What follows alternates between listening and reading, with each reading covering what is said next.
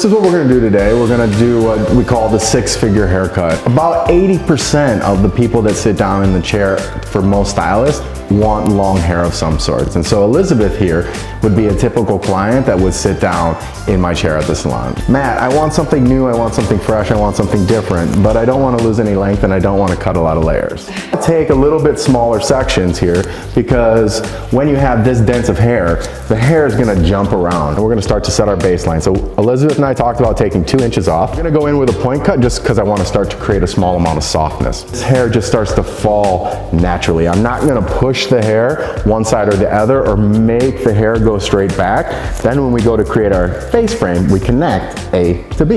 You have to cut the texture you want to see. So if I want this texture to be fine, right? I want this to be a soft textured haircut. Scissor is opening and closing. It's not sliding, right? Because we talked about that earlier. We'll direct that curl forward. And so you can see that the curl is actually happening in front of her face. It's not happening directly on the side of her head. So you guys can see, like this is my version here of the six-figure haircut. My question is, would your clients like to walk out of the salon looking like this?